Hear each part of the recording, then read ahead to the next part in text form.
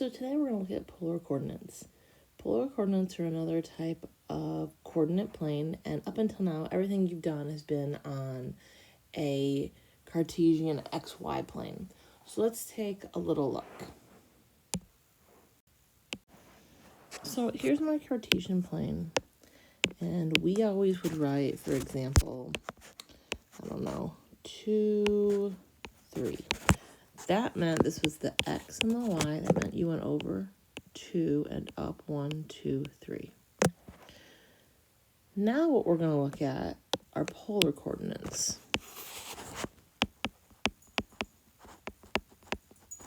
Polar coordinates are in the form r, theta, where this r is the radius or the ring, and this theta is the angle you have rotated.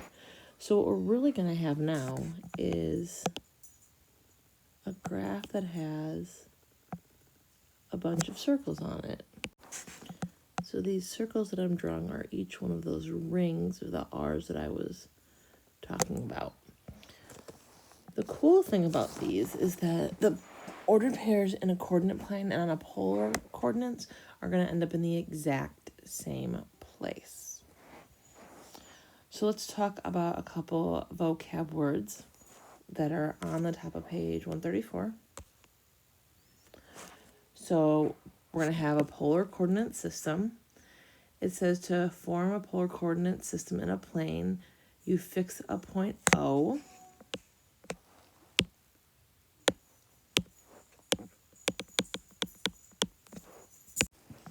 So you have some fixed point O, which is called the pole or the origin.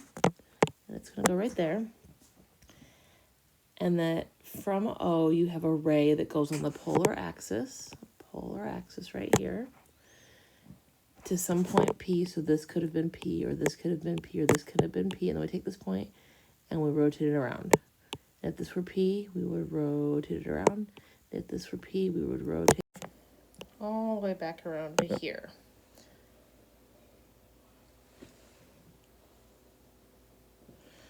So we're going to graph some polar points. So this is the polar graph with all the circles, all the rings. I want to point out a couple things really quick. So here's my x-axis. Here's my y-axis. And when we learned the unit circle, we went 30, 15, 15, 30. So this would have been 30, and then 15 more would have been 45, 15 more would have been 60, and then my 90 up here. But if you notice in the first quadrant, there's these two extra lines right here and here.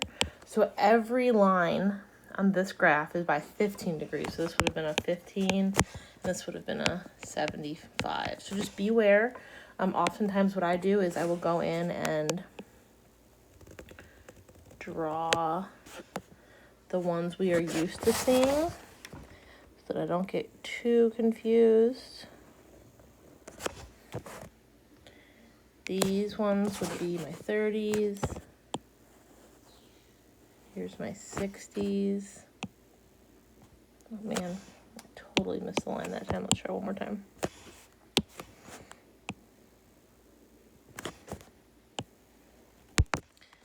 And then the 45s are the big ones in the middle. Okay, so the first order pair it says that we're supposed to graph is 4, 3 pi over 4. And when I was taught to do polars, I was taught to do them backwards, and so that's just how I do them now. So I always find the theta that I need, and then I go to the ring. So 3 pi over 4 is, put a little colored out, my green. 3 pi over 4 is this line right here, because remember this would have been pi. So there's 3 pi over 4, and it says I want the fourth ring. So on this 3 pi over 4 line, I'm going to go out 4 rings. So there's 1 ring, 2 ring, 3 ring right here. fourth ring. This would be letter A. Letter B says that I'm going to do 2 comma negative 3 pi over 2. So I'm going to go to negative 3 pi over 2. Let's do this one in blue.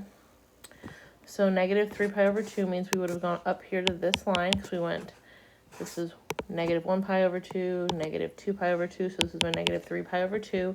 And I want to go up 2 rings. So 1, 2. There's my dot B.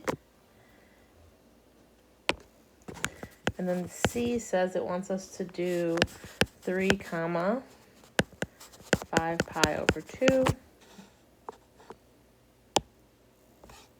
This one in purple.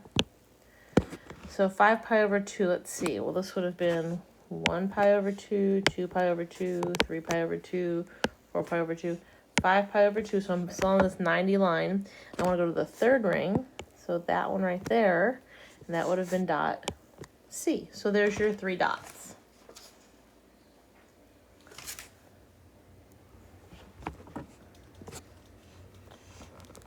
Okay, so one thing to keep in mind, that polar and rectangular are different in the fact that, give me 1 second, let me add a picture and a page.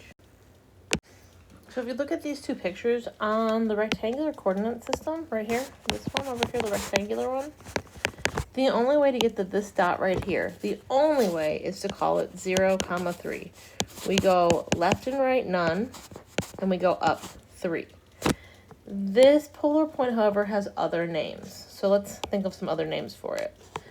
So I could have gone exactly what it said. I could go to pi over 2 and go to the third ring, but I could have gone backwards too. So if I started my positive x-axis, I could have gone backwards, pi over 2, 2 pi over 2, 3 pi over 2, and up to the third ring. So another name for that point would have been 3 comma negative 3 pi over 2, and that's the same dot. And so that's what's different in polar, is that we can be in the same location with a different name, but again, in the same place. Rectangular coordinate system, that doesn't happen with.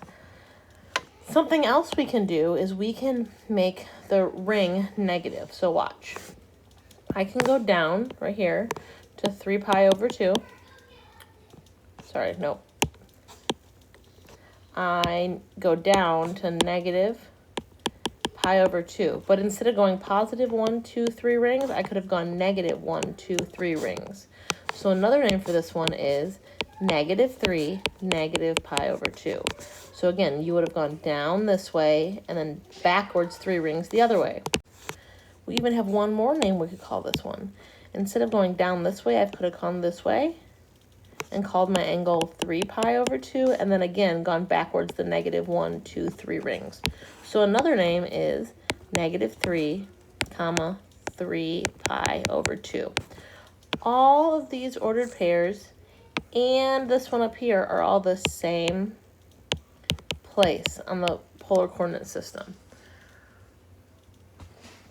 Okay, so now let's talk about converting back and forth. So when you learned about sine and cosine, you learned that x equaled r cosine theta and y equaled r sine theta. We're going to use these. We use them in vectors. We're going to use them again. So let's say I have the ordered pair 2 comma pi. This is my r and my theta. So if I want to take this and go to x and y rectangular coordinates, I'm going to do r cosine theta, comma r sine theta.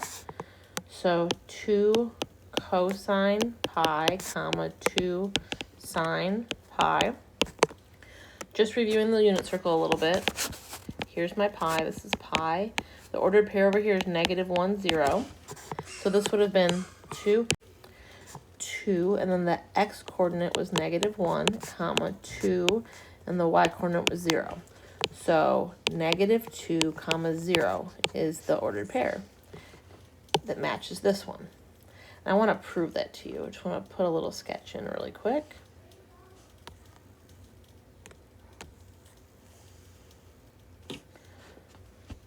So if I wanted to graph this ordered pair that I had right here, negative 2, 0, I would go backwards 2 and up and down none. Now, if I wanted to make this a polar coordinate, draw my little circles in. 1, 2, oops.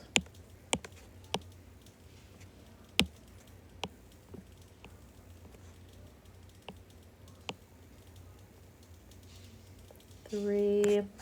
And so if I wanted to graph this point here, you would go over to the pi line, which is this one right here, and you would go out to the 1, 2 second ring. So it's the exact same place. Pretty cool. So let's try to convert another one. So the next one says that I have √3, comma, pi over 6. Okay, so this is my r and my theta. So again, r cosine theta, comma, r sine theta, because this piece is your x and that's your y. So you'd have √3 cosine of pi over 6, comma, √3 sine of pi over 6. And then pi over 6 is this one right here, and the ordered pair there was √3 over 2, comma, 1/2. This is your x and your y. So √3, and the x part was √3 over 2, comma, √3, and the y part was 1/2. So when we multiply these together, a √3 times a √3 is just going to be a 3 over 2, comma, a √3 times a 1 is going to be a √3 over 2. So this is my final answer. Okay, so now let's talk about going the other way. So we're going to have x's and y's, and we need to make those become r's and thetas. So let's think for a second. What formula do we have that can take an x and or a y and make it become an r? The unit circle. X squared plus y squared equals r squared. So I'm going to use that to find my r. And then what formula do I have that has x's and y's in it but has a theta? I know, tangent. Tangent of theta is going to equal my y over my x. So really, if I do arctan of my y over my x, that will equal my theta, and that's what I'm going to use right there. So the first example I have says -1, 1. So to find the r, it's going to be -1 squared plus 1 squared equals r squared. So it's going to be a 1 plus a 1 equals an r squared. So 2 equals r squared. So r is going to equal the square root of 2. And then my theta, be very careful. Be careful. Let's write that down.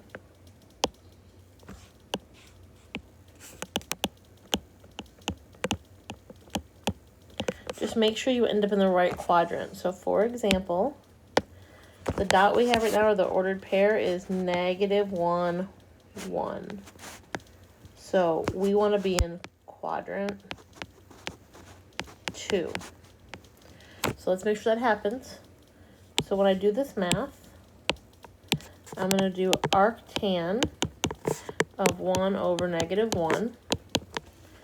And your calculator is going to spit out at you -45 degrees or -pi/4 if you're in radians. The problem is that's in this quadrant. So I need the 45-degree marker or the pi/4, but I need it to be in the second quadrant. So we can call that 135 degrees, or we can call it 3pi/4. So here's my r, and either one of these is my theta. I'm going to stick with the radians. So my answer is √2, comma, 3pi/4. Let's try another one. So we have 0, 2, x and y. And I want to go to r's and thetas. So we're going to do x squared plus y squared equals an r squared. So 0 squared plus 2 squared equals r squared. That's going to be nothing. So 4 equals r squared. So 2 equals r.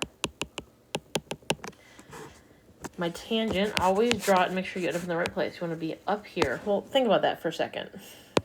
We know this dot right here that I just drew is 0, 2. And we also know that in polars or on a unit circle, that's pi over 2. So we better get an angle of pi over 2. So we'll do arctan of the 2 over the 0. 2 over 0. Arctan undefined. Where is tangent undefined? Well, that means it's going to be pi over 2 because that's where you had your asymptotes when you graphed your tangent graph. So our answer is 2 comma pi over 2.